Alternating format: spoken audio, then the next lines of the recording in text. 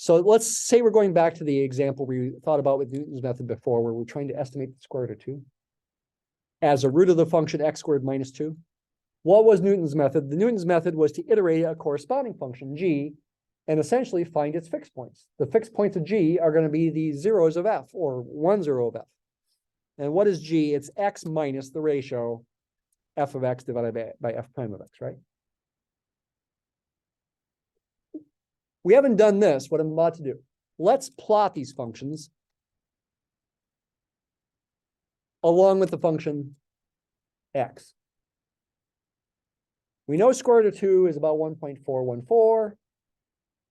Oh, let's plot this from, say, 0. X goes from 0 to 2.5 or something like that.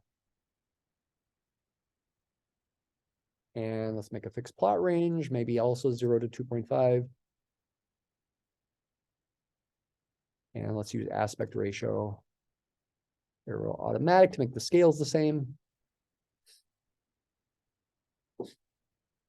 What do we see here?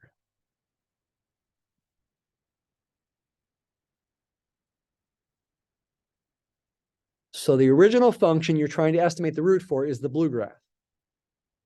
That's x squared minus 2, part of a parabola. Green's obviously y equals x. This orangish graph is the g of x function that you iterate for Newton's method.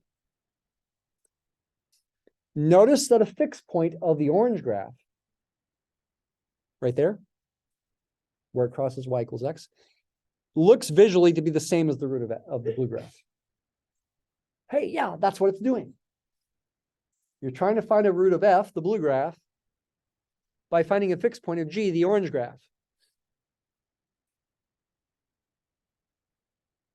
That's where it crosses y equals x. They are the same number. Solve f of x equals 0 for x. Solve g of x equals x for x. Square root of 2. Moreover, the graph of g at the fixed point, what would you guess its derivative is?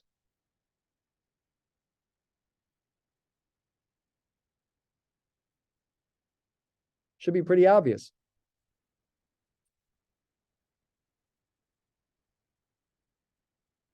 Somebody want to say?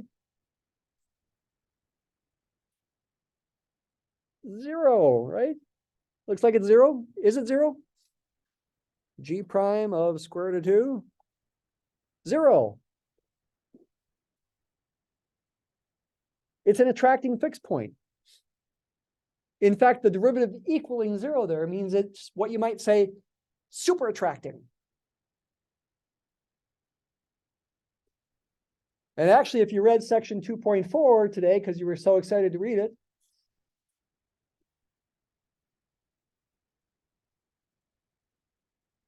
you could say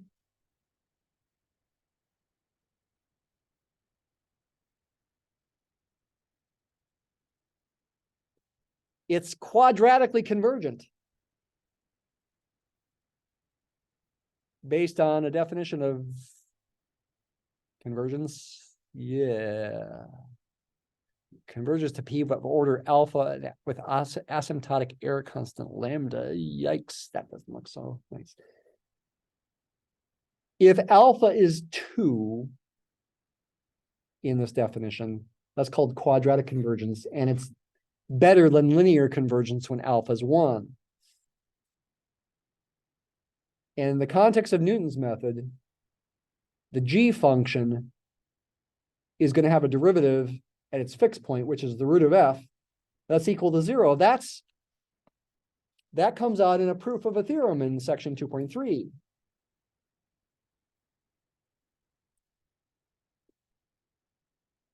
If you look at the theorem 2.6 here, that's page 69.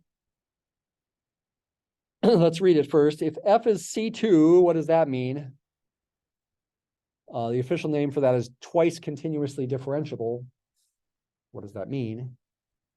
It means the first and second derivatives both exist and are continuous functions. It's a nice function. Its second derivative exists and is also continuous. Nice. well behaved. And if P is a point in the interval that's a root of f, where the derivative of f is non-zero, then there exists a small number, possibly, such that Newton's method generates a sequence converging to P for any seed within the small distance delta of the root itself. How small is delta? Who knows? Depends on the situation. In this proof, there's your g of x function, x minus f of x divided by f prime, what you iterate when you use Newton's method. Notice there's the derivative of g, and it simplifies to that. And if you plug in the fixed point p, use the fact that f of p is 0, g prime of p is 0. Just like we saw in Mathematica there, the graph. For the orange graph crossing the line y equals x, it was crossing with a horizontal tangent. And it's that fact that's going to lead Newton's method to converge under these conditions, at least if your seed is close enough to the true root of f. And in fact, it'll converge very rapidly under these conditions. But this theorem doesn't talk about the speed of convergence. That comes in the next section.